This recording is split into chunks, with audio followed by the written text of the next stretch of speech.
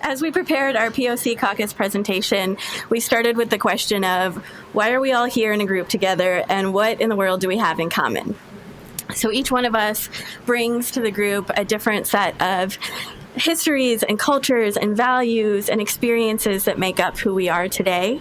And we found ourselves trying to fit all of these identities into a box, or perhaps even fitting ourselves into these boxes of person of color or other identities and experiences that we've had. And so as we thought about how we could share this really unique experience with you, we considered putting together a melting pot of all of the spices and flavors from each one of our cultures. We thought about feeding you a really disgusting pot of stew to prove to you that the melting pot is a joke. But not everyone loves food as much as I do. So we've gone in a different direction. We've decided to put together a poem that really reflects the breadth of discussions that we've had around these topics of what freedom means to each one of us and how that interacts with our intersectional identities. And so we have prepared a poem to share and then a little bit of a visual here that will relate to the poem that we'll add to and explain after we recite the poem. All right. So, let's start. In a world of black and white, they try to confine. POC like me, they label, they define. But hold tight, dear ones. Let's find the right as we embrace ourselves on a harmless ride. They say we're all the same, just one big crew. But hey, let's unravel, reveal what's true. We've got food, culture, and faith galore. Differences aplenty, they can't ignore it. But wait, they say we're all the same, oh dear. Yes, they missed the memo, it's crystal clear. The joy of flavors, the spice of cuisine, from samosas to arepas, it's quite the scene. Cultures of tapestry, diverse and grand, from east to the north, across the land. Each celebration unique, a vibrant display. For boxing as one, they've lost their way. Religion, oh religion, a source of peace and light, that they assume we're clones, what a pitiful sight. Temples, mosques, churches, we have them all, yet they lump us together, it's their downfall. Now let's talk liberation, breaking those chains, unboxing ourselves. What freedom remains? Together we strive, allies in our quest, spreading love and light, for we're at our best. But oh, the white supremacy, the poison it brings, trying to diminish our voices, clip our wings. In their black and white world, we complicate the game with colorful tales that challenge their aim. You see, being the others is a mere decoy to silence our stories, our truth to destroy. But if you're not my friends, we're rooted in humanity, our strength and diversity, a powerful calamity. So let's unbox ourselves with laughter and grace, embracing our uniqueness, leaving no trace. In this grand tapestry, we will dismantle this pride, connect as POC, living a vibrant life.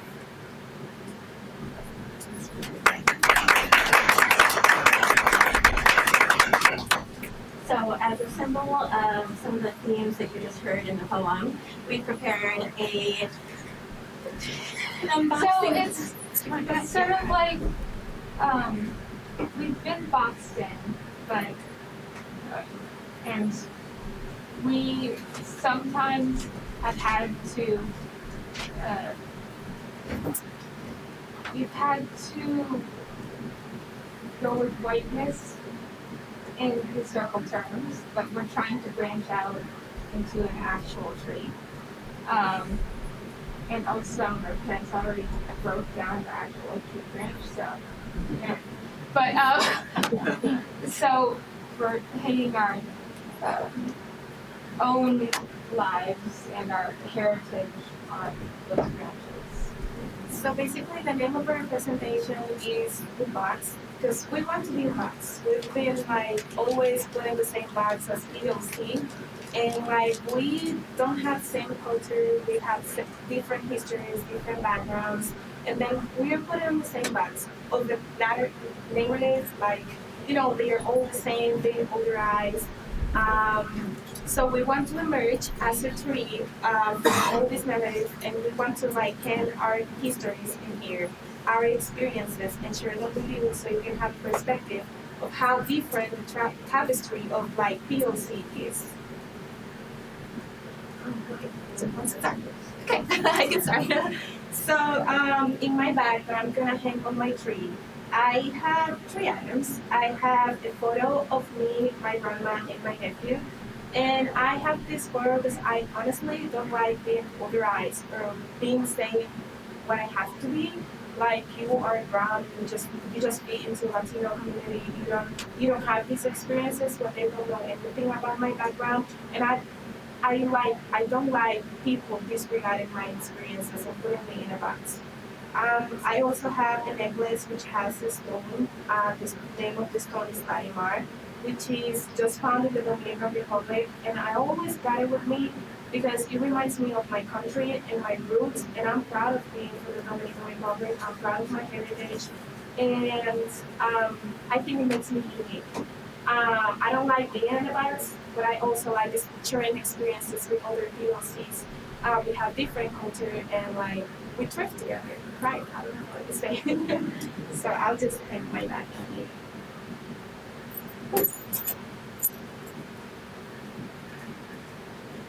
Okay.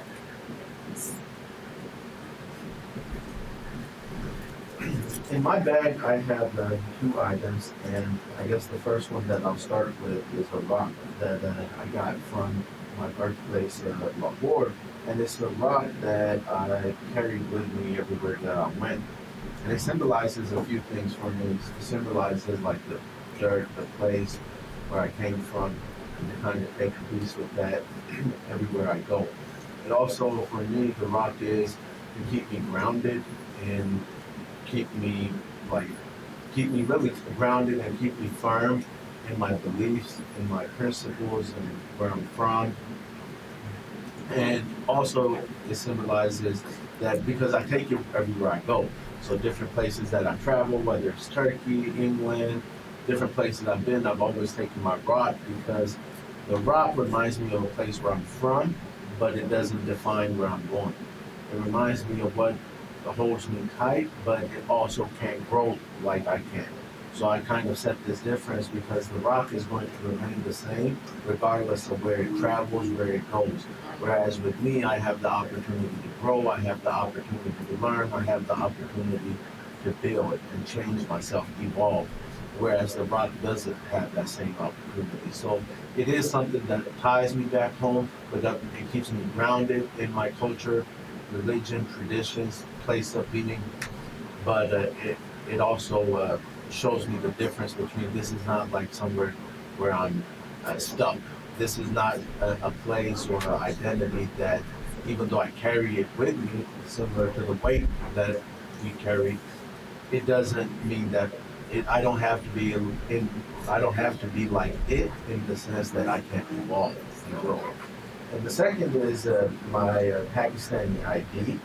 It's an ID card that I got, and it's just different for me because I remember the first time I got it, it actually gave me some identity outside of like my American identity. I would have included my passport in here as well, but I didn't include that because it was too big. So I included this instead.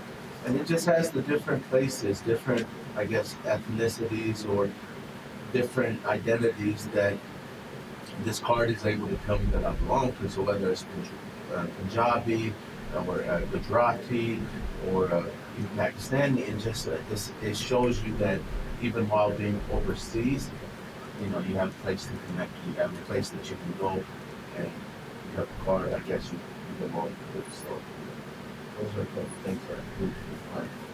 Yeah.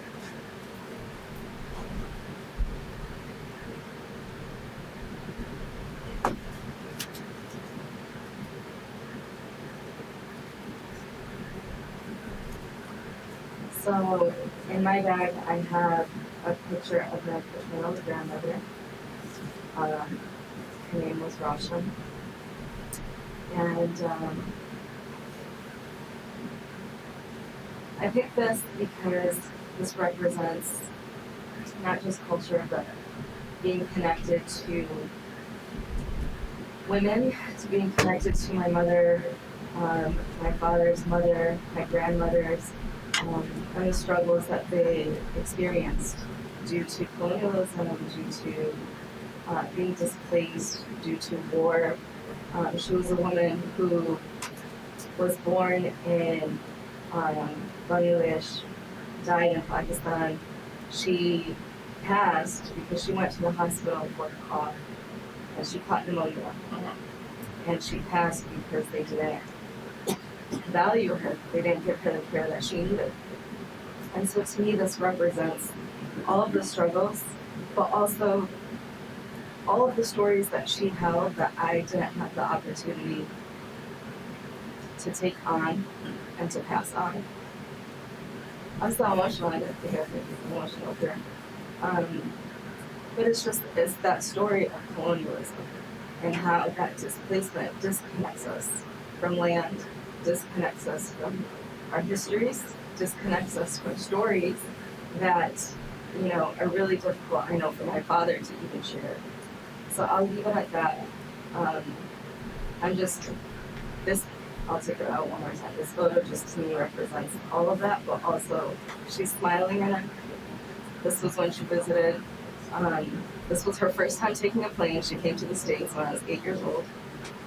And she was so excited. And I remember when I went back to visit after she had passed, my aunts had told me that this was one of the photos that she used to keep next to her because she was so happy that she got to come to the States and meet her grandkids and spend time with us.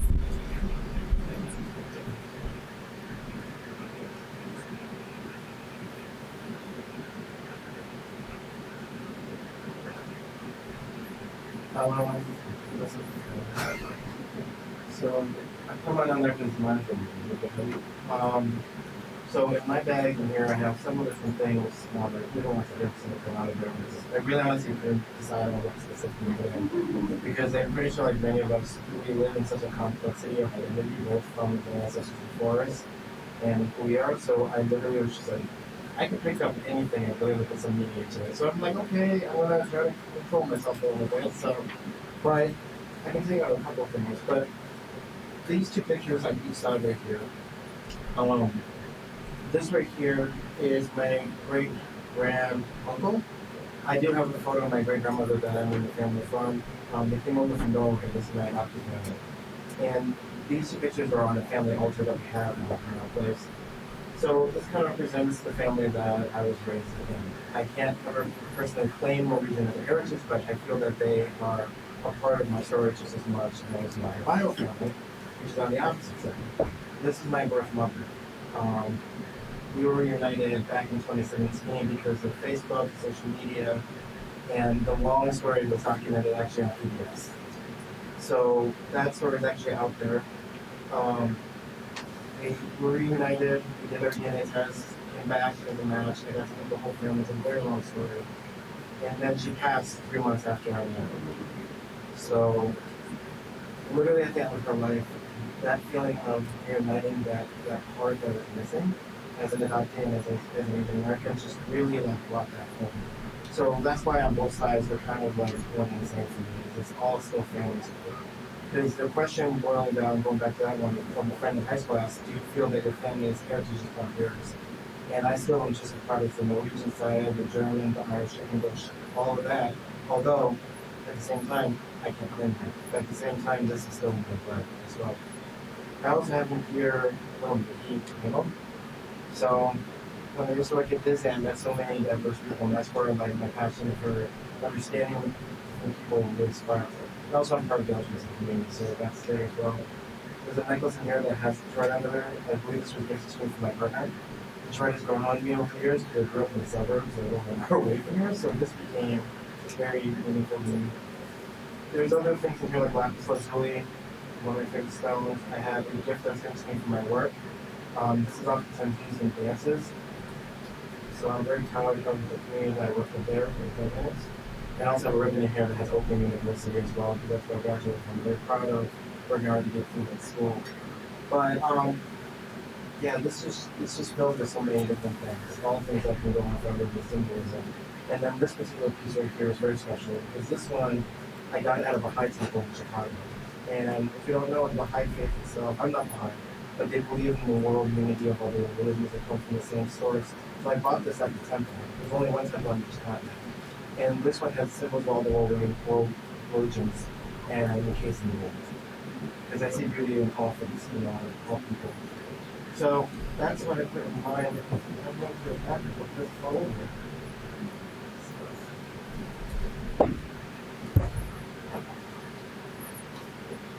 Okay, so for my bag, it focused on sort of a feeling. It's an uncomfortable feeling. It's that feeling that is often shown in a scene in a movie where they're in middle school, they're in high school, they're walking in from cafeteria, trying to take a seat at a table, and the response is, "You can't sit with us." Right? There's that, "You don't belong here, you can't sit at this table, you belong somewhere else." And so I focused my bag on contradictions, the things that make me feel like I can't fit in one box or the other, the things that clash against one another and make me feel like the places that I want to consider home and the people that I want to consider family and the connections and histories that I want to have and hold aren't meant for me.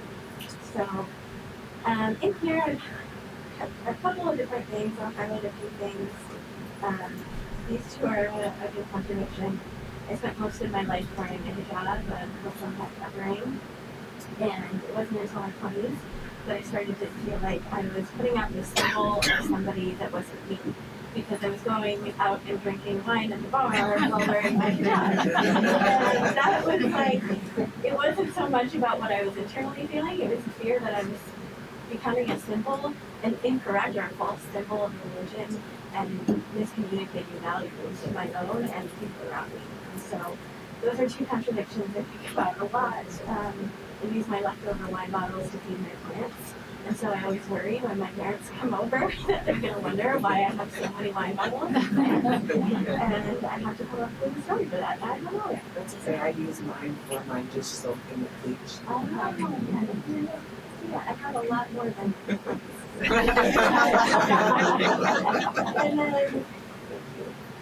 and then I have a couple other symbols, ginger and garlic, because they are the scents and the flavors of my history and my culture. They remind me of growing up and waking up in the afternoon in the summers and smelling my mom cooking really good foods. I've always heard of the ginger and garlic. And then sort of to contrast that are some tokens from Mexico, which I've been to different cities in Mexico a handful of times, and there's just never been quite a place that felt so much like home to me that I had no, ethnic or historical connection to. I can speak Spanish better than I can speak Urdu, so when I walk around Mexico, I feel like I can fit in, and people receive me as one of their own, whereas when I walk around Pakistan, I'm immediately recognized as an outsider, as an American. I don't have the accent, I dress differently, I just come on differently. So reminders that I find home in places that may not have been home to my ancestors or to my family, but are home to me and sort of represent a different path for me.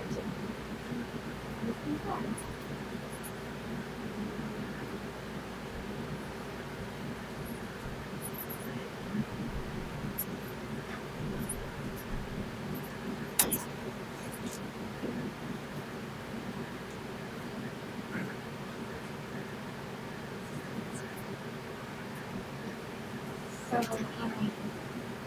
my bag has a fair amount of stuff in it, just the music. But so I have photos of my parents, but both of them are actually from different children's hospitals. Because they're from ICUs. And I also have an I stroll sticker from the Adorned Foundation. And I'm gonna be strolling on the 17th also, with like 8-10, I don't know, something like that. I have brought my American Citizens for Justice, which I am on the board for. And basically that's founded from Vincent Chin's death. I have a sticker from ARCA, Veteran College of Arts and Humanities at NSU. It says chart your path at ARCA. But I both went there for my degree and worked there, so that's important to me. I Asian American Student Award sticker as well. That was part of it. I have a photo of my brother when he was little. He's 20 now. But it's really cute photo of him attached to my business card with an I voted by mail sticker on the other side. And then I have a cute little cat, a lucky cat thing that sits by my bedside. And this photo of my brother always is in my bed too, so I voted that for these.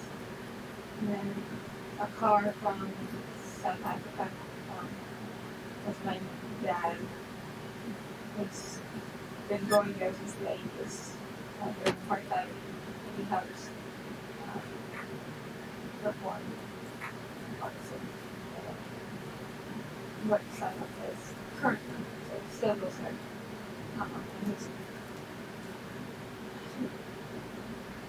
I think he's going there in July. Yeah. Anyway, that's me so far, just because I'm mixed, and I mean, looking at both of these parent guardian photos, you'd assume that the kid was Asian, you saw only Letitia Lee, and you'd assume that the kid was white if you never saw your dad. Don't know what it is, but yeah. And people thought before that I was adopted. As a baby, oh, that's so sweet of you. No, she's my kid. So I have a fit In my bag, I have a bracelet. It, for me, symbolizes my heritage, my culture. Being Colombian, we are very diverse. We have lots of color. We are very vibrant. We have lots of rich tradition, culture, food. We have biodiversity there. It is an amazing country if you ever go. Highly encourage. It's a beautiful, beautiful place. It also is a circle because I have had in my life, being a lot older than many of you, not always been, I've tried to hide my identity or have wanted to. I've had the option to because it hasn't always been popular to be from Colombia or in the United States. It's been difficult and sometimes I've opted out. So when I came here as an immigrant, I tried to assimilate. It wasn't easy. I've become very tough with my heritage and my culture. So, and since all of you don't know me that well, I love wearing bracelets. I wear them all the time. So this is one that is very popular that I wear when it's from Colombia. It kind of symbolizes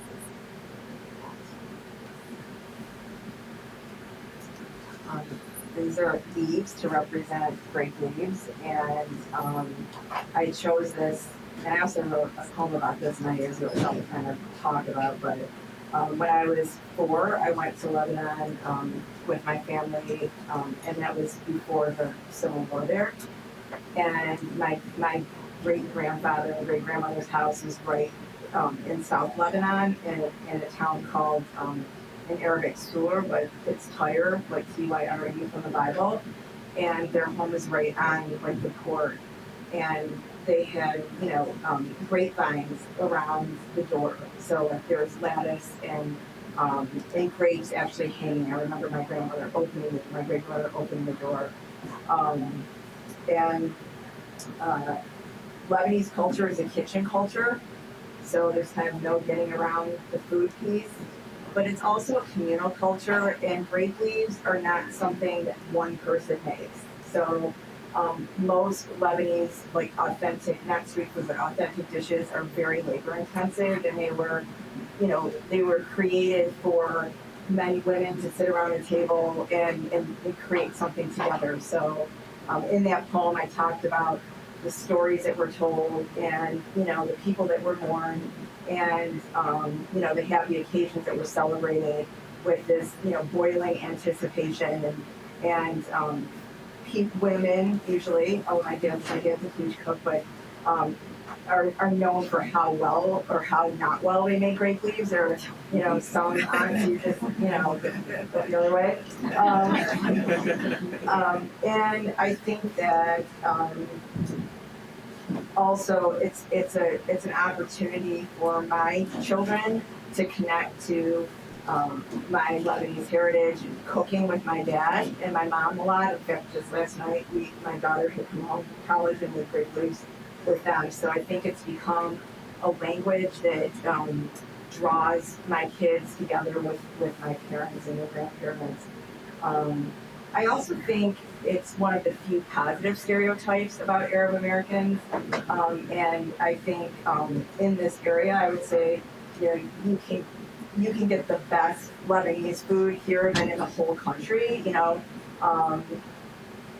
I think Arab culture, especially when after 9/11, a lot of the negative stereotypes really made us feel unsafe. I mean, there was a point that I think it was like over 80% of Americans said if there was another strike that Arab Americans should be put in detention camps. And so I was teaching at Cranbrook the year after 9/11, and I taught a course called Current Middle East Conflicts.